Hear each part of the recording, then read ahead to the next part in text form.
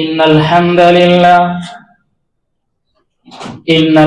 لله نحمده ونستعينه ونستغفره ونعوذ بالله من شرور أنفسنا ومن سيئات أعمالنا من يهده الله فلا مضل له ومن يضلله فلا هادي له وأشهد أن لا إله إلا الله وحده لا شريك له وأشهد أن محمدا عبده ورسوله يا أيها الذين آمنوا اتقوا الله حق تقاته ولا تموتن إلا وأنتم مسلمون يا أيها الناس اتقوا ربكم الذي خلقكم من نفس واحدة وخلق منها زوجها وبث منهما رجالا كثيرا ونساء واتقوا الله الذي تساءلون به والأرحام إن الله كان عليكم رقيبا يا أيها الذين آمنوا اتقوا الله وقولوا قولا سديدا يصلح لكم أعمالكم ويغفر لكم ذنوبكم ومن يطع الله ورسوله فقد فاز فوزا عظيما أما بعد فإن خير الحديث كتاب الله وخير الهدي هدي محمد صلى الله عليه وسلم وشر الأمور محدثاتها وكل محدثة بدعة وكل بدعة ضلالة وكل ضلالة في النار أعوذ بالله من الشيطان الرجيم بسم الله الرحمن الرحيم والذين يقولون ربنا هب لنا من أزواجنا وذرياتنا قرة أعين واجعلنا للمتقين إماما رب اشرح لي صدري ويسر لي أمري واحلل عقدة من لساني يفقهوا قولي. محترم حاضرین جمعہ، پردہ نشین خواتین اسلام، ساری تعریفیں اس وحدہ لا شریک خالق کائنات اور مالک ارض و سما کے لیے ہے جنہوں نے ہم سب کو اس دار فانی کے اندر پیدا کیا اور ہماری تخلیق کے بعد زندگی گزارنے کے لیے بے شمار نعمتوں سے ہمیں مالا مال کیا، جس پر ہم اپنے رب کا جتنا بھی شکر ادا کریں کم ہے. درود و سلام نازل ہوں تمام نبیوں کے اوپر، خصوصاً ہمارے اور آپ کے پیارے نبی جناب محمد رسول اللہ صلی اللہ علیہ وسلم کے اوپر. تھوڑا سمٹ کر کے بیٹھ جائے تاکہ باہر سے جو لوگ آ رہے ہیں ان کو جگہ مل جائے. آج کے اس خطبہ جمعہ کا ٹاپک بڑا اہم ہے. اسکول کی چھٹیوں میں بچوں کی دینی تربیت کے طریقے. ہماری زندگی کا ایک اہم حصہ ہماری اولاد ہے، جن کی تربیت، ان کی ٹریننگ اور اسلامی معلومات سے انہیں روشناس کرانا، یہ ہماری بنیادی ضرورتوں میں سے ایک بنیادی ضرورت ہے. تو لہٰذا اس سلسلے میں چھٹیاں ابھی چل رہی ہیں تو ہمارا طریقہ کار کیا ہونا چاہیے، بڑی اہم اور قیمتی معلومات سے آپ کو سرفراز کیا جائے گا. ہمیں اور آپ کو چاہیے کہ موقع کو ہم اور آپ غنیمت جانیں. جو چانس ہمیں ملتا ہے اس میں ہماری پلاننگ ہونی چاہیے. اسکول کی جب چھٹیاں ہوتی ہیں تو لوگ پہلے سے بہت طریقے کے پلان کرتے ہیں. کوئی اپنے بچوں کو نانی کے گھر پورے مہینے بھیج دیتے ہیں، کوئی کسی رشتے دار کے یہاں تو کوئی اور کسی رشتے دار کے یہاں. مطلب یہ ہے کہ چھٹی کا مطلب انہوں نے رشتے داروں کے یہاں گزارنا یہ سمجھ لیا ہے. جبکہ ایک دو دن کے لیے ملاقات کے لیے چلے گئے، اچھی بات ہے، لیکن یہ ایک چانس ملتا ہے جس میں آپ اپنے بچے کو ٹرین کر سکتے ہیں. جب چھٹی نہیں رہتی ہے، اسکول کے ایام ہوتے ہیں تو اس میں شیڈیول بہت پیک رہتا ہے، جس میں بچے صبح سویرے اٹھتے ہیں، پھر اسکول جاتے ہیں، پھر وہاں سے واپس آتے ہیں، پھر ٹیوشن جاتے ہیں، پھر کہیں مکتب میں جاتے ہیں، تب تک جو ہے عشاء کا ٹائم ہو جاتا ہے، پھر نیند آتی ہے، پھر کھا کے سو جاتے ہیں. تو انسان چاہ کر کے بھی اس پر دباؤ نہیں ڈال سکتا اور نہیں ڈالتا ہے. تو بچہ بہت محنت کر رہا ہے، اب اس پر مزید دباؤ کی ہمیں ضرورت نہیں. حالانکہ ہمیں اور آپ کو چاہیے، اللہ تعالیٰ نے صاحب اولاد بنایا ہے، یہ بھی اللہ کی ایک بڑی نعمت ہے. ان مواقع کو غنیمت جانتے ہوئے بچوں کی تربیت کریں. تو کیسے کی جائے گی، انشاءاللہ کچھ طریقے آپ کو بتاؤں گا. پہلے ہم یہ جانیں گے کہ اولاد یہ اللہ رب العالمین کی تمام نعمتوں میں جو بڑی نعمتیں اللہ کی ہیں ان میں سے ایک بڑی نعمت اولاد ہے. اور اس سکے کے دو پہلو ہوتے ہیں. مطلب یہ ہے کہ اگر اولاد کی صحیح دینی تربیت کی گئی، فرما بردار ہے، نیک ہے، صالح ہے، والدین کے لیے دنیا میں بھی وہ رحمت ہے، آخرت میں بھی اس کے لیے رحمت ہے. لیکن دوسرا پہلو اس سکے کا یہ ہے کہ اگر اولاد بگڑ جائے، نافرمان ہو جائے، تو سمجھ لیجئے کہ دنیا میں بھی اس کے لیے زحمت ہے، عذاب ہے، اور آخرت میں بھی اس کے لیے زحمت کی باعث ہے. اس لیے اس کو ہلکے میں نہ لیا جائے، بلکہ اپنی پوری کوشش اس میں لگا دی جائے. باقی پوری کوشش کرنے کے بعد اگر بچے بگڑتے ہیں تو پھر وہ اس کی تقدیر کا حصہ ہے، جس میں اللہ رب العالمین کے یہاں ہم اور آپ جواب دہ نہیں ہوں گے. لیکن اگر ہم نے کوشش نہیں کی، اس کی تربیت نہیں کی، اس کے لیے کوئی راستے نہیں اپنائے، اس کے لیے کوئی طریقہ نہیں بنایا، اور نہ ہی اس کے پیچھے کبھی ہم نے محنت و کوشش کی، تو اس کا مطلب یہ ہے کہ ہم نے اپنی ایک ذمہ داری سے اپنے دامن کو چھڑانے کی کوشش کی، جس کے لیے ضرور بھی ضرور اللہ کے یہاں ہمیں اور آپ کو جواب دہ ہونا پڑے گا. قرآن کریم کے اندر جب ہم آیتوں کو دیکھتے ہیں تو پتہ یہ چلتا ہے کہ یہ اولاد اصل میں انسان کی زندگی کی ایک زینت ہے. ایک گھر ہے، ڈیکوریشن آف ہاؤس. گھر کے اندر دیکھیں کھڑکیاں لگی ہوئی ہیں، پردے لگے ہوئے ہیں، صوفے لگے ہوئے ہیں، اچھی پینٹنگ کی ہوئی ہے. آدمی کہتے ہیں گھر کی یہ زینت ہے. تو انسان کی زندگی میں اس کی زینت اس کی اولاد ہے، اور یہ زینت اللہ رب العالمین نے قرآن کریم کے اندر بیان کیا. فرمایا المال والبنون زینت الحیات الدنیا والباقیات الصالحات خیر عند ربک ثوابا وخیر املا. سورہ کہف کے اندر اللہ رب العالمین کا ارشاد ہے کہ مال اور اولاد زندگی میں انسان کے لیے زینت ہے. زینت الحیات الدنیا، دنیاوی زندگی میں مال بھی زینت ہے، اولاد بھی زینت ہے. یہ ڈیکوریشن ہے انسانی زندگی میں. اور کہا والباقیات الصالحات خیر عند ربک ثوابا وخیر املا. باقی رہنے والی جو نیکیاں ہیں وہ تیرے رب کے پاس ثواب کے اعتبار سے بھی بہتر ہے، اور بہتر توقع، ایکسپیکٹیشن اور امید کے اعتبار سے بھی بہتر ہے. تو اس آیت سے دو چیزیں معلوم ہوئی. پہلی چیز یہ ہے کہ مال اور اولاد انسان کی زندگی کے اندر ایک زینت، آرائش. جس طریقے کے ایک گھر کی خوبصورتی کے لیے گھر کو انسان مزین کرتا ہے، ڈیکوریٹ کرتا ہے، ویسے انسان کی زندگی میں زینت اسی وقت ہے جب اولاد ہو، اور مال کو بھی زینت قرار دیا گیا. لیکن ہاں، دوسری بات اس سے یہ معلوم ہوئی کہ انسان جو نیکیاں کرتا ہے تو یہ نیکیاں قیامت کے دن اس کے لیے ثواب کے اعتبار سے اور امید کے اعتبار سے بہت بہتر ہیں. تو اسی لیے اولاد کی اہمیت ہے انسان کی زندگی میں کہ اس کی زینت ہے.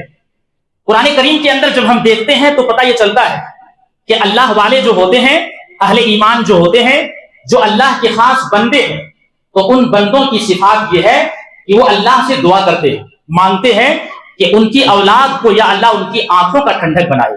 چنانچہ اللہ رب العالمین نے سورہ فرقان کے اندر فرمایا والذین یقولون ربنا هب لنا من ازواجنا وذریاتنا قرۃ اعین واجعلنا للمتقین اماما.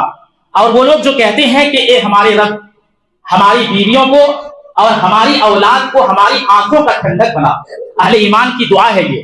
جو اللہ کے بندے ہیں، اللہ کے بندے اللہ تعالیٰ سے فریاد کرتے ہیں، دعا کرتے ہیں کہ یا اللہ رب العالمین ہماری بیویوں کو بھی اور ہماری اولاد کو ہماری آنکھوں کا ٹھنڈک بنائے. وَجَعَلْنَا لِلْمُتَّقِينَ إِمَامًا، اور ہمیں متقیوں کا امام بنا دے. یعنی نیکیوں کا لیول ہمارا اس وقت تک بڑھا ہوا ہو، اس حد تک بڑھا ہوا ہو کہ ہم متقیوں کا امام بن جائیں. تو اس آیت کریمہ سے پتہ یہ چلا کہ ایمان والوں کی یہ دعا کرنا کہ ہماری بیویاں اور اسی طریقے سے ہماری اولاد کو ہمارے لیے آنکھوں کا ٹھنڈک بنائے. پتہ یہ چلا کہ انسان کی زندگی میں اولاد کی اہمیت ہے، اور یہ بڑی نعمت ہے، اس کی آنکھوں کا تارا ہے، اس کے جگر کا ٹکڑا ہے، اس کی آنکھوں کی ٹھنڈک ہے. تو انسان کی زندگی میں اولاد ہو تو پوری زندگی بھری ہوئی معلوم ہوتی ہے، آنکھوں کی ٹھنڈک معلوم ہوتی ہے، کیونکہ قرآن سے یہ بات ثابت ہے. انبیاء علیہ السلام اپنے رب سے دعا کرتے تھے. حضرت زکریا علیہ السلام جب حضرت مریم علیہ السلام کے یہاں گئے، محراب جس کو کہا جاتا ہے، جس عبادت خانے میں، جس کمرے میں مریم علیہ السلام رہا کرتی تھی، تو پوچھا کہ بے موسم کے پھل، کہا کہ وہ اللہ کی طرف سے ہے. وہیں پر کھڑے ہو کر کے زکریا علیہ السلام نے اللہ رب العالمین سے دعا کی، کہا یا اللہ رب العالمین اپنے طرف سے ذریۃ طیبہ، مجھے پاک اولاد عطا فرما. ایسی ذریت، ایسی اولاد جو پاک ہو، نیک ہو، صالح ہو، مجھے بھی عطا فرما. پتہ یہ چلا کہ نبی جتنے اس دنیا کے اندر آئے ہوئے ہیں یہ تو ایک مثال ہے حضرت زکریا علیہ السلام کی، جنہوں نے دعا کی کھڑے کھڑے کہ یا اللہ رب العالمین ہمیں پاک اولاد عطا فرما۔ حضرت ابراہیم علیہ السلام اور دیگر تمام نبیوں کی زندگی کو پڑھیے تو سب صاحب اولاد تھے اور وہ اللہ سے نیک اولاد مانگتے تھے، کیونکہ انسان کی زندگی میں ایک بہت بڑی نعمت اولاد کا ہونا بھی ہے۔ تو اولاد کا ہونا یہ انسان کی زندگی میں زینت بھی ہے، رحمت بھی ہے، اور اللہ کی طرف سے ایک بہت بڑا انعام ہے۔ لیکن اس سکے کے جیسے کہ میں نے بتایا کہ ایک پہلو یہ بھی ہے، اگر نیک اولاد نہیں رہی تو دنیا میں بھی اس کے لیے عذاب اور آخرت میں بھی اس کے لیے جواب دہی ہونی پڑے گی۔ یہ بھی ہمارے اور آپ کے لیے ایک لمحہ فکریہ ہونا چاہیے۔ اولاد کیسی ہونی چاہیے، اب یہاں پر کچھ مثالیں دے کر کے ہم اپنی بات کو آگے بڑھائیں گے۔ غور سے ان مثالوں کو سنیے، پہلی بار ان مثالوں کو آپ کے سامنے دی جا رہی ہے۔ ایسی مثالیں اولاد کے تعلق سے بہت کم آپ نے سنا ہوگا۔ جو مثال آپ کے سامنے پیش کر رہا ہوں، ایک خلیفہ گزرے ہیں منصور عباسی، جو عباسی خلیفہ کا ایک بہت بڑے مضبوط پیلر تھے۔ منصور عباسی ان کو کہا جاتا ہے خلافت عباسیہ کا ایک بہت بڑے رکن، ایک بہت بڑے بادشاہ، بہت بڑے خلیفہ۔ تو ان کے ہاتھ پر بیعت ہوئی کہ اب یہاں سے آپ خلیفہ ہیں اور مسلمانوں کے حکمراں ہیں۔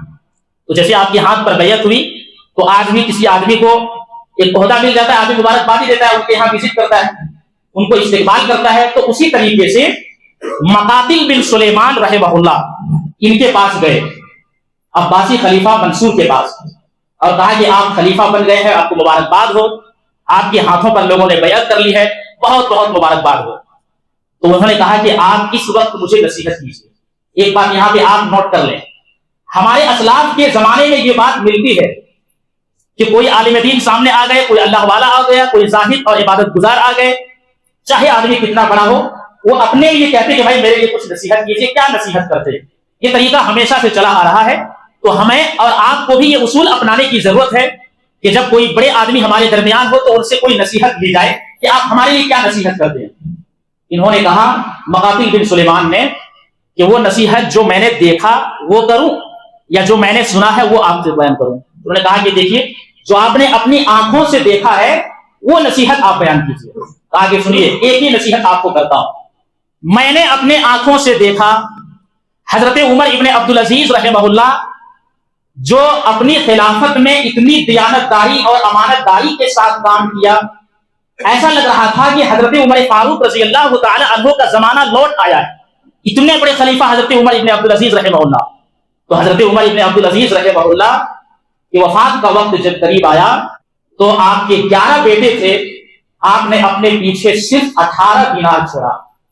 عمر ابن عبدالعزیز رحمہ اللہ نے اپنے پیچھے صرف 18 دینار چھوڑا، اور 11 بیٹے ہیں، اس میں سے دیکھیے کفن میں 5 دینار ختم ہو گئے اور 4 دینار قبر کو کھودنے میں ختم کر دیا، مطلب قبر بنانے میں۔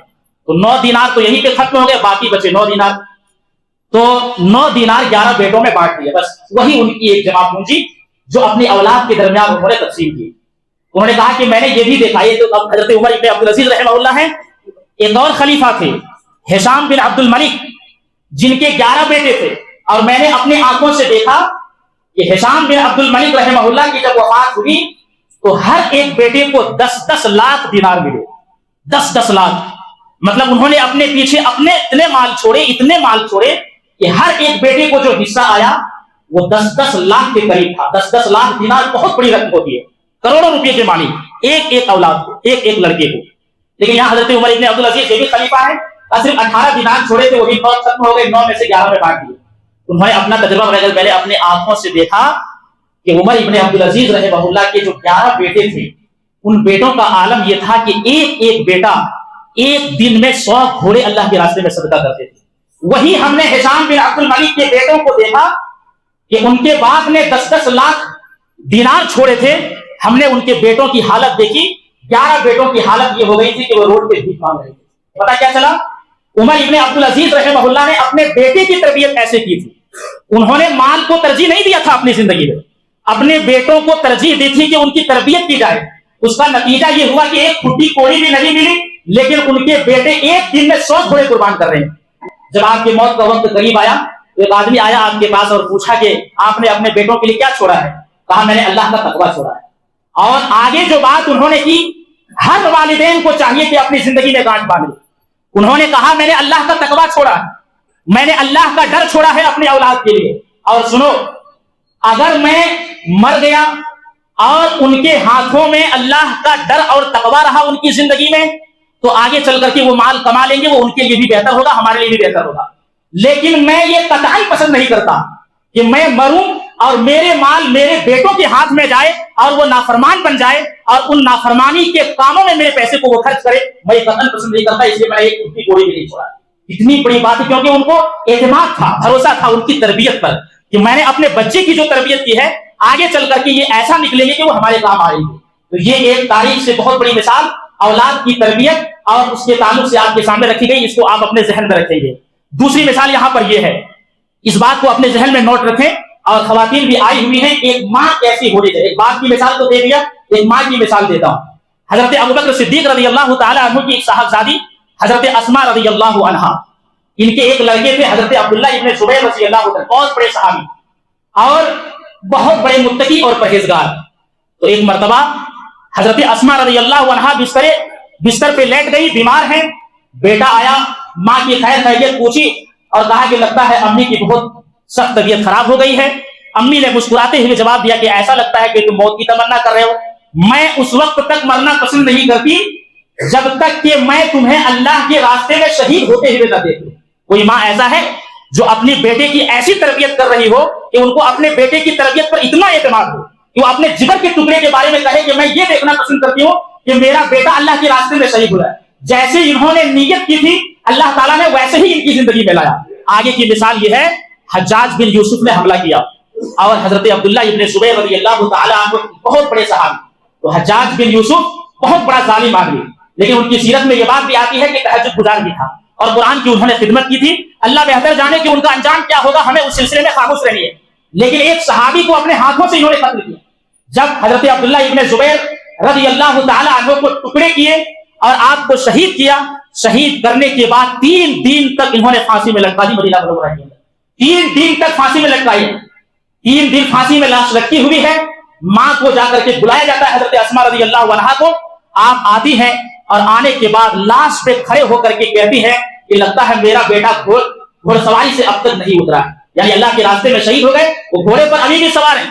ماں کا دل کیا رہا ہوگا اپنے بیٹے کے تعلق سے، ان کو ان کی تربیت پر اعتماد تھا، اور قربان جائیے کہ جیسی تربیت انہوں نے کی تھی، انہوں نے ایک جملہ بھی اپنے ماں کے سامنے یہ نہیں کہا کہ میں اللہ کے راستے میں شہید نہیں ہونا چاہتا ہوں۔ تو ایسی ماں بھی چاہیے جو اپنے بیٹوں کی تربیت کرنے والی ہو۔ یہ 2 مثالیں ہو گئی، اب ہم آگے چلتے ہیں۔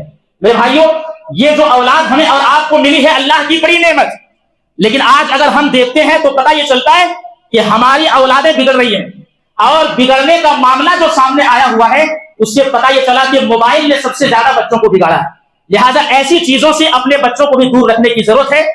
40% بچے، میں نے بالکل جو ہے چیک کیا ہے، 40% بچے موبائل کے ایڈکشن کی وجہ سے بگڑ رہے ہیں۔ ہندوستان کی رپورٹ ہے، پتہ یہ چلا کہ ہر 10 بچے میں سے چوتھا بچہ اس کے شکار ہے۔ اور اتنا ہی نہیں بلکہ 50% والدین، جو 50% والدین ہیں، یہ 50% والدین اپنے بچوں کو موبائل کی لت کے تعلق سے فکر مند ہے، تو معلوم یہ چلا کہ 40 سے 50% بچے بگڑ رہے ہیں، اور یہ ہماری اس ہندوستان کی رپورٹ ہے۔ اب ایسے حالات میں جب چھٹیاں چل رہی ہیں، آپ صرف ان کو ماموں اور نانی کے گھر نہ بھیجیں، بلکہ آپ کی یہ ذمہ داری بنتی ہے کہ اس کی تربیت کریں، اور قرآن کے اندر اللہ رب العالمین نے اس تربیت کے حوالے سے ہمیں ذمہ داری دی ہے۔ چنانچہ اللہ رب العالمین نے فرمایا، یا ایھا الذین آمنوا قوا انفسکم واہلیکم نارا وقودھا الناس والحجارہ، اے وہ لوگوں جو ایمان لائے ہو، پہلے اپنے آپ کو بچاؤ اور اپنے اہل و عیال کو بچاؤ جہنم کے اس آگ سے جس کا ایندھن انسان اور پتھر ہوں گے۔ ہمیں اور آپ کو اپنی اولاد کو اسکول کی چھٹیوں میں 5 چیزیں کرنے کی ضرورت ہے، یہی آپ کو بتانا چاہتا ہوں۔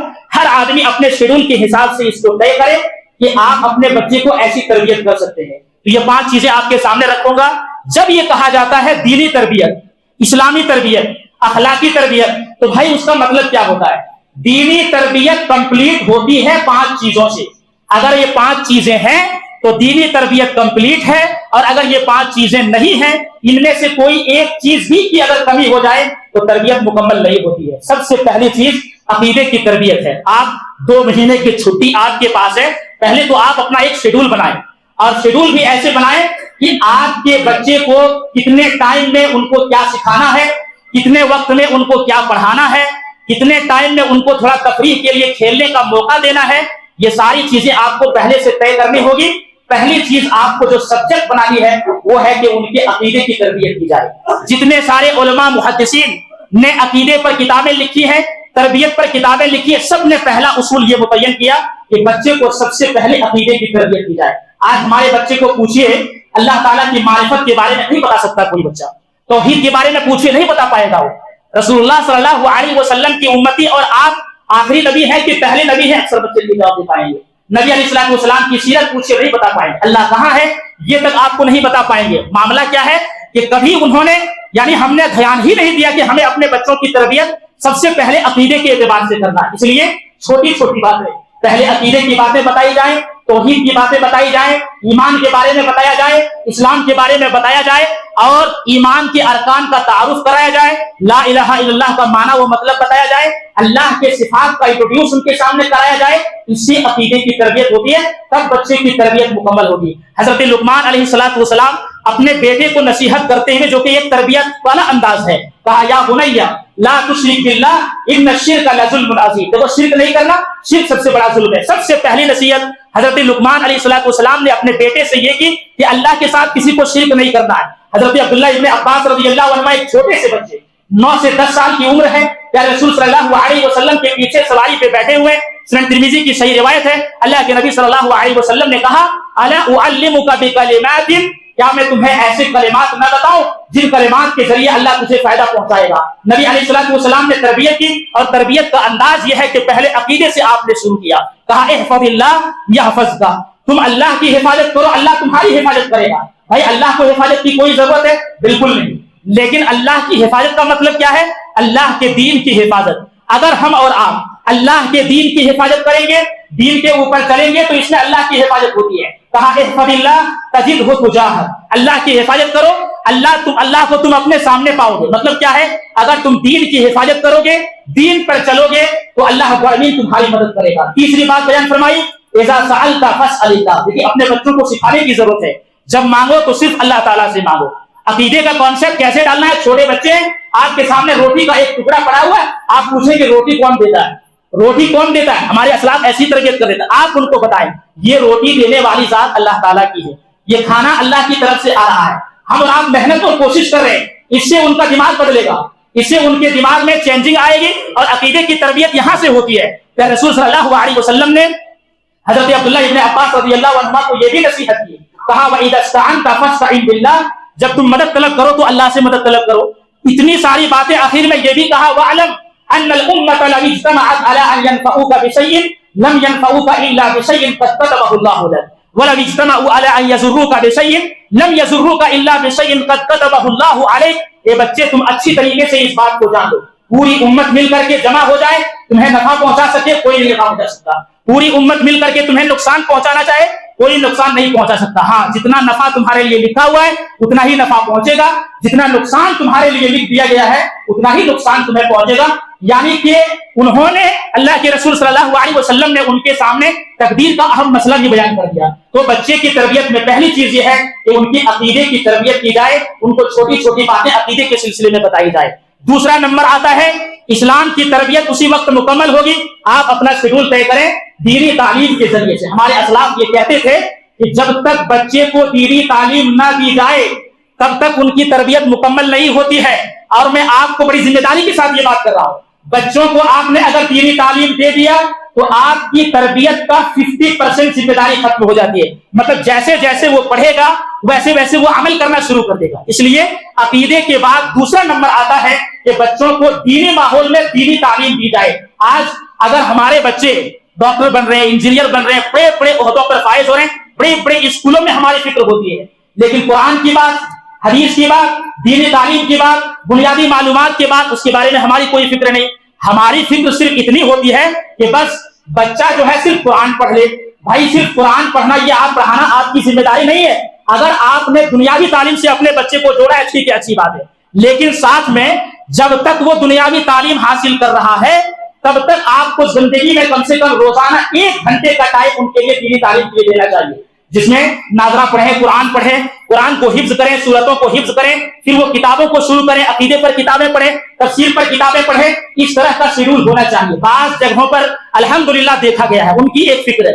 آج کل تو بہت ساری آسانیاں ہو گئی ہے، ایک سے ایک آن لائن پڑھانے والے موجود ہیں جو ایک ایک گھنٹے میں بچوں کو صحیح دینی تعلیم و تربیت کے ذریعے سے پڑھا دیتے ہیں. گھر گھر بھی پڑھانے والے آپ کو مل جائیں گے. تو یہ آپ کی ذمہ داری ہے کہ علماء کو ہائر کریں اور ان کے سامنے رکھ کر کے اپنے بچوں کو دینی تعلیم سے لیس کریں. امام حسن بصری رحمہ اللہ کہتے تھے کہ ہمارے پاس 9 عمر بچے کو بھیجا کرو، اس لیے کہ ان کی بات سب سے زیادہ درست ہوتی ہے اور یاد رکھنے والی ہوتی ہے، ان کا دماغ بالکل کھلا ہوا ہوتا ہے. اور عبداللہ ابن عباس رضی اللہ عنہما کہتے ہیں کہ بچپن میں بالغ ہونے سے پہلے جن بچے نے قرآن پڑھ لیا یا قرآن کو حفظ کر لیا، کہا یہ ان لوگوں میں سے شامل ہوگا جنہیں بہت بڑی حکمتوں سے نوازا گیا ہے. تو سب سے بڑی حکمت کیا ہے؟ سب سے بڑی حکمت یہ ہے کہ بچپن میں بچوں کو قرآن کی تعلیم دے دی جائے، قرآن کا حفظ کرا دیا جائے اور قرآن کی بنیادی معلومات سے انہیں روشناس کرا دیا جائے. تو دینی تعلیم کے دوسرے نمبر پہ آتا ہے.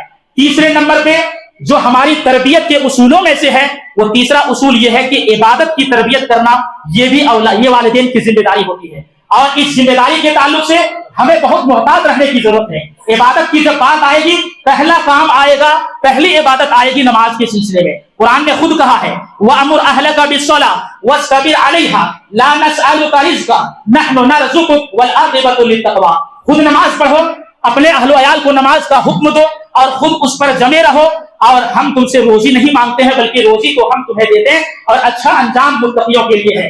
یہ آیت بتا رہی ہے کہ جہاں ہمیں خود نماز کی پابندی کرنی ہے، اپنی اولاد اور گھر والوں کو بھی نماز پڑھنے کی تلقین کرنی ہے. آج کتنے والدین ایسے ہوں گے، چھٹی کا سیزن چل رہا ہے، فجر میں آدمی خود سویا ہوا ہے، سارے بیوی بچے بھی سوئے ہوئے ہیں، 8-10 بجے ان کی صبح ہو رہی ہے. ہونا تو یہ چاہیے تھا آپ کے بچے ہوشیار ہیں ان کو سمجھاتے، جو آپ کے بیٹے ہیں اولاد ہیں آپ 5 ٹائم ان کو مسجد سے لے کر کے آتے، مسجد میں لاتے اور مسجد میں صفوں کے درمیان جو ہے ان کو نماز پڑھواتے امام کے پیچھے. اس سے آپ کے بچے کی تربیت ہوگی. بچے جب مسجدوں سے کٹتے ہیں تو وہ دین سے کٹ جاتے ہیں، پھر ان کی زندگی میں دین باقی نہیں رہتا ہے. لہذا ہمیں اور آپ کو چاہیے تھا کہ ایسی صورتحال میں خود نمازوں کی پابندی کرتے اور ساتھ میں اپنے بچوں کو لانا لے جانا اور جو ہے اپنے گھر والوں کو بھی نماز کی ترغیب دیتے. تو نماز کی ترغیب سب سے پہلے عبادت کی تعمیر و ترقی میں آتی ہے. کہ رسول صلی اللہ علیہ وسلم نے کتنی جامع حدیث بیان فرمائی، مروا اولادکم بالصلاۃ وهم ابناء 7 سنین. سب سے پہلا حکم یہ دیا 7 سال کا بچہ ہو نماز کا حکم دو، نہ مانے 10 سال کا پہنچ جائے وَاضْرِبُوهُمْ اسے مار کی سزا دے کر کے پابند کرو. آج والدین ڈھیلے پڑ چکے ہیں اور ڈھیلے پڑنے کا نتیجہ یہ ہے کہ ان کے بچے ان کے ہاتھوں سے نکل گئے ہیں کہ کوڑا اس جگہ پہ لٹکا کر کے رکھو کہ تمہارے گھر والوں کی نظر پڑنی چاہیے. تربیت کے لیے 2-4 تھپڑ مارنا پڑے تو اپنے بچے کو مارو، شریعت اس کی اجازت دیتی ہے. مارنے کا مطلب یہ نہیں ہے کہ اس کو ہاتھ مرڈر کر دیا جائے، لیکن آپ کا خوف ایسا رہنا چاہیے. پہلے کے والدین ایسے تھے، گھر کے باہر اگر جوتا پڑا ہوا ہو اولاد دیکھتی، بیٹے دیکھتے کہ گھر کے باہر ابا کا جوتا پڑا ہوا ہے تو اس جوتے کا بھی خوف ہوتا تھا، یہ جوتا ہمارے پیٹھ پہ پڑے گا اگر ہم نے کوئی غلطی کی ہے. ہر نافرمانی سے بچانے کے لیے ان کا وہ ایکشن جو ان کے بچوں کے اوپر ہوتا تھا وہ روک اور اپنا تھا.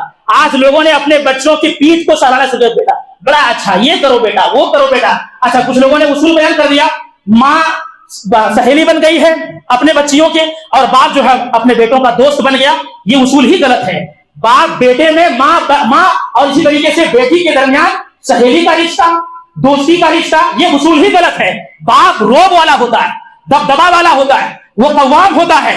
وہ جب ایک نظر اپنے بیٹے کی طرف دیکھ دے تو وہ کانپ جانی چاہیے، پسینہ چھوٹ جانا چاہیے. ایسے اولاد کے اوپر ان کا دبدبا ہوتا ہے. ان کے پیٹھ سہلاؤ گے تو تربیت کبھی نہیں ہوگی. سختی بھی حد سے زیادہ نہیں ہونی چاہیے، یہ ایک الگ پہلو ہے، لیکن اتنا بھی نرم نہ پڑے کہ جس کی بنیاد پر آپ کا بچہ آپ کے ہاتھ سے نکل جائے اور کچھ نہ. آج اگر بچوں کو دیکھا جائے تو اتنے زیادہ بیزی ہو چکے ہیں کہ لوگوں نے موبائل کے ذریعے سے لت بھی لگایا. لت کیسے لگائے؟ یہ کام کرو گے تو موبائل دے دوں گا. یہ اصول آپ کا غلط ہے. یہ آپ اپنے بچوں کو موبائل سے دور رکھنا چاہیے. یہ کرو گے تو موبائل دے دوں گا.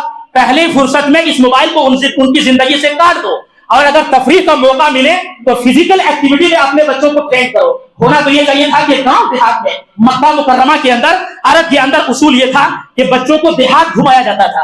آج بچوں کو کہاں کہاں لے کر کے جا رہے ہیں. دیہاتوں کی جو آب و ہوا ہے وہ بچوں کی پرورش و پرداخت اور اس کی نشو و نما کے لیے بہت بہتر ہوتا ہے. تو کبھی ایک موقع ملے 1-2 دن کے اندر کسی دیہات میں لے کر کے چلے گئے یا آپ کے رشتے دار ہیں تو یہ سوچ ہماری ہونی چاہیے. لیکن جیسے میں نے کہا کہ پورا مہینہ رشتے داروں کے یہاں گزار دیا جائے، آپ تربیت سے اپنے آپ کو چھڑا رہے ہیں. تو نماز کی تربیت یہ پہلی فرصت میں ہونی چاہیے. اور اسی طریقے سے عبادت کی تربیت میں روزے کا مشق کرانا.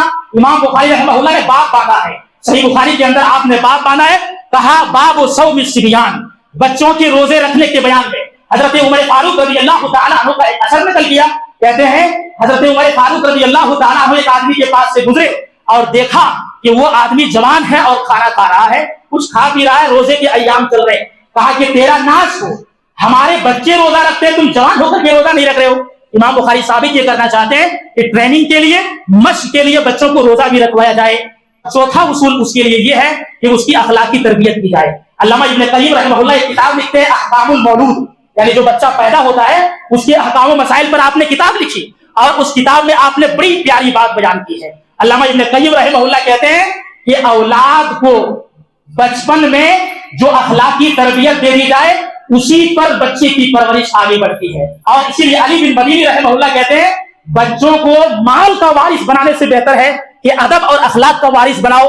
ये एक वालिदैन की बड़ी जिम्मेदारी होती है। तो अखलाकी तरबियत में पहले ये सिखाया जाए कि माँ बाप के साथ कैसे हुस्न सलूक करना है, माँ बाप के साथ कैसे आपको पेश आना है। बचपन में आपने ये नहीं सिखाया कि माँ बाप के साथ कैसा हुस्न सलूक करना है। हमारे असलाफ क्या कहते थे मालूम है, और आज भी अहले इल्म इस बात को साबित करते हैं कि आपका बेटा है, माँ की जिम्मेदारी है कि बाप के ताल्लुक से कहे कि देखो बेटा तुम्हारे बाप की तुम्हारे ऊपर बड़ी जिम्मेदारी है, तुम्हारे बाप बहुत मेहनत करते हैं, बड़ी कोशिशें कर रहे हैं, और तुम्हारे बाप की तुम इज्जत करना, उनकी कदर करना, उनके ताल्लुक से खिदमत करना, हुस्न सलूक करना माँ बेटे और बच्चों को सिखाएगी। और बाप क्या करेगा, बाप अपने बच्चों के सामने कहेंगे देखो बेटा तुम्हारी माँ की तुम्हारे ऊपर बहुत सारे एहसानात हैं, लिहाजा तुम क्या करना, अपने माँ की खिदमत करना, हुस्न सलूक करना। यहाँ माहौल ऐसा बन चुका है, बीवी शोहर के खिलाफ बच्चों को भड़का रही है और शोहर बीवी के खिलाफ बच्चों को, तुम्हारी माँ सही नहीं है, तुम्हारी माँ ऐसी है, तुम्हारी माँ अच्छी नहीं है। गलत औरत से शादी हो गया, गलत औरत से शादी होगी, आप अपने बच्चे को सिखा रहे। अच्छा, इसी तरीके से माँ भी शोहर के खिलाफ बच्चे को भड़का रही है, देखो तुम्हारे बाप ऐसे, दूसरे के अब्बा देखो वहां ले जा रहे हैं, यहाँ ले जा रहे हैं, यहाँ घुमा रहे हैं, वहां घुमा रहे हैं, इस रेस्टोरेंट में खाना खिला रहे हैं, तुम्हारे अब्बा बहुत कमजोर हैं, ना वहां ले जाते हैं ना यहाँ ले जाते हैं। ये अखलाकी तरबियत में बहुत बड़ी रुकावट है। इसलिए वालिदैन को चाहिए, माँ की जिम्मेदारी है बाप के ताल्लुक से उनका काम सीखा करे, उनकी तरबियत करे कि देखो तुम्हारे अब्बा के ये एहसानात हैं, उनकी कदर करना। और माँ की जिम्मेदारी है कि शोहर के ताल्लुक से उनके बच्चों के दिलो दिमाग में बाप की अजमत को बैठाए। अबुल बद्दाह कहते हैं एक बहुत बड़े ताबीन गुजरे हैं, हजरत सईद इब्न मुसय्यब रहमहुल्लाह कहते हैं कि मैं उनके पास आया और कहा कि इमाम साहब कुरान की एक आयत है, वकुल लहुमा कौलन करीमा, तुम माँ बाप के सामने अच्छी और नर्म गुफ्तगू किया करो। मैं इस आयत को आज तक समझ नहीं पाया, इस आयत का मतलब क्या है। हजरत सईद इब्न मुसय्यब रहमहुल्लाह ने कहा इस आयत का मतलब यह है, एक गुलाम आदमी जिनसे कोई गलती हो जाए और उनका मालिक जो है वो बहुत सख्त हो, तो गलती होने की बुनियाद पर वो गुलाम आदमी क्या करेगा, उनकी निगाहें नीची होंगी, वो छुपा हुआ होगा और डरा हुआ सहमा होगा। जब वो बात करेगा बात करने नहीं आएगा कि हमसे गलती हो गई, मेरा मालिक बहुत सख्त है, कैसे मैं इनसे बात करूं, बहुत सहमा हुआ हो। और जिस डर के साथ वो बात करता है, तुम अपने वालिदैन के साथ ऐसे ही बात करो। आज एक उम्र होने के बाद वालिदैन बीपी और शुगर के मर्ज में मुब्तला हो जाते हैं। ये जिम्मेदारी के साथ ये बात आपके सामने अर्ज कर रहा हूं, जितने सारे औलाद हैं इस बात को अपने जहन में नोट कर लो, जो आदमी शुगर और बीपी के मर्ज में मुब्तला हो वो अपनी जिंदगी की जंग खुद लड़ रहे होते हैं। गैस का मसला, भूख का मसला, उनके तकालीफ का मसला, लिहाजा ये जो है बगैर किसी इरादे के गुस्सा करते हैं। इसका गुस्सा करना आप उसको नजरअंदाज करो अपनी जिंदगी में। हमारे वालिदैन ने हमसे जो गुस्सा किया है ये जानबूझ करके नहीं किया, लिहाजा आपको चाहिए कि उनकी हर गुस्से को माफ करें, उनको नजरअंदाज करें, उनका हक था, गुस्सा कर दिया, आपकी जिम्मेदारी है कि ठंडे दिमाग से उनको अपनाया जाए, ठंडे दिलो दिमाग से उनको अपनाया जाए। तो अखलाकी तरबियत में सबसे पहले वालिदैन के साथ उसके सलूक सिखाया जाए, बड़ों के साथ एहतराम, छोटों के साथ एहतराम, पड़ोसियों के साथ एहतराम, घर वालों के साथ एहतराम, ये सारी तरबियत करना ये अखलाकी तरबियत में आता है। और खास तौर पर वालिदैन को चाहिए कि उनके सामने कभी भी झूठ न बोले, हमेशा सच्चाई के पहलू को जारी रखे। अगर वो झूठ बोलेंगे बच्चा भी झूठ बोलेगा। पांचवी और आखिरी उसूल ये है कि उनकी नफ्सियाती तरबियत करें। ये मौका आपको मिला है, ये 5 चीजें आपको पूरे दिन में अप्लाई करनी है। नफ्सियाती तरबियत क्या है, उन्होंने कोई अच्छा काम किया आप तोहफा दे दीजिए, उन्होंने कोई अच्छा काम किया आप उनकी तारीफ कीजिए खुले लफ्जों में, और उनके हक को हक तलफी न की जाए, बच्चों के हुकूक में हक तलफी कभी न की जाए, ये उससे उनकी नफ्सियाती तरबियत होती है। सही बुखारी और सही मुस्लिम की हदीस, हजरत सहल इब्न सअद रज़ियल्लाहु ताला अन्हु कहते हैं अल्लाह के नबी सल्लल्लाहु अलैहि वसल्लम के साथ एक मजलिस लगी हुई है, आपके राइट साइड में एक बच्चा बैठा हुआ है और लेफ्ट साइड में कुछ बड़ी उम्र के लोग बैठे हुए हैं, उम्र रसीदा लोग, राइट साइड में एक बच्चा बैठा हुआ है। इतने में नबी के पास پینے کی ایک چیز لائی جاتی ہے مشروب پینے کے لیے, آپ نے پیا اور وہ چیز بچ گئی, تو آپ دیکھیے اس لڑکے سے آپ پوچھتے ہیں هل تأذن لي ان اوتي على هؤلاء, یہ بچے یہ بتاؤ کیا تم یہ اجازت دیتے ہو کہ میں یہ مشروب ان لوگوں کو پلا دوں؟ اللہ کے نبی صلی اللہ علیہ وسلم نے امام الانبیاء ایک بچے سے اجازت لے رہے ہیں. اس میں دو پہلو ہیں. پہلا پہلو تو یہ ہے کہ آپ نے اس بچے کے نفس کا خیال رکھا, اور دوسرا پہلو یہ ہے کہ پہلا حق اس بچے کا بنتا ہے, کیونکہ جو رائٹ سائڈ سے شروع کیا جائے گا. مجلس جب لگتی ہے تو آداب رکھ لے, کوئی بھی چیز ہو اس کو داہنے طرف سے بانٹا جائے گا, اگرچہ بائیں طرف کچھ بڑے عمر رسیدہ لوگ موجود ہوں گے, حق پہلے داہنے طرف والوں کا ہوتا ہے. تو بچے سے آپ نے اجازت لی, اس بچے نے کہا اللہ کے رسول صلی اللہ علیہ وسلم میں اپنا حق کسی کو نہیں دینا چاہتا, لہٰذا لائیے. آپ نے اس گلاس کو تھما دیا, بچے نے پی لیا. تو آپ نے اجازت مانگی پہلے بچے سے. یہ نفسیاتی تربیت ہے. ایسی تربیت ہونی چاہیے, تحفے بھی دیا جائے, ان کے خوبیوں کی تعریف بھی کی جائے, اور ان کا حق نہ مارا جائے. اس سے بچوں کی نفسیاتی تربیت ہوتی ہے. اور بچوں پر ہمیشہ سوار رہنا معمولی غلطی پر, اس سے بھی والدین کو بچنا چاہیے. تو یہ 5 اصول ہیں, اسی کے مطابق آپ کو پلان کرنا چاہیے. والدین کے سلسلے میں پہلی بات یہ ہے کہ آپ اپنے دل کے اندر اخلاص پیدا کریں, اخلاق حسنہ سے متصف ہو جائیں, کیونکہ آپ رول ماڈل ہیں. جو بچہ آپ کو دیکھے گا اسی حساب سے ان کی اخلاقی تربیت ہوگی, دینی تربیت ہوگی. تو پہلے آپ کو اپنے اندر اخلاق جگانے کی ضرورت ہے, آپ کو اپنے اندر وہ ساری صفات لانے کی ضرورت ہے. دوسری چیز یہ ہے کہ آپ بچوں کے درمیان عدل و مساوات کریں. تیسری چیز یہ ہے کہ آپ ایک ٹائم فکس کریں, موقع محل دیکھ کر کے ان کی تربیت کریں. اور آخری چیز یہ ہے کہ تربیت کے حوالے سے جہاں آپ کی کوشش ہوگی وہاں آپ دعا کریں کہ اللہ میری اولاد کو نیک و صالح بنائے. جب آپ اپنے لیے ہاتھ اٹھاتے, کبھی اپنے اولاد کے لیے اٹھایا, انسان اپنے لیے مانگ لیتا ہے, اولاد کے لیے نہیں مانگتا ہے. جبکہ زیادہ حق یہ ہے کہ اولاد کو نیک اور صالح بنائے. یا اللہ رب العالمین تو دعا کو قبول کرنے والا ہماری اولاد کو نیک و صالح بنا دے.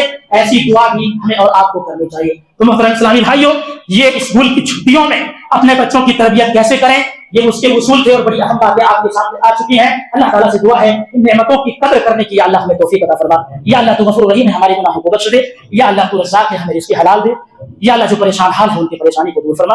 یا اللہ جو مصیبت زدہ ہے ان کی مصیبت کو دور فرما. یا اللہ رب العالمین جو بیمار ہیں انہیں شفاء عاجلہ و کاملہ عطا فرما. یا اللہ رب العالمین ہمارے گناہوں کی بخشش عطا فرما. رمضان میں جو ہم نے عبادتیں کی, یا اللہ رب العالمین تو اسے قبول فرما, اور بقیہ 11 مہینوں کے اندر ہمیں تیری عبادت کرنے کی توفیق عطا فرما. آمین.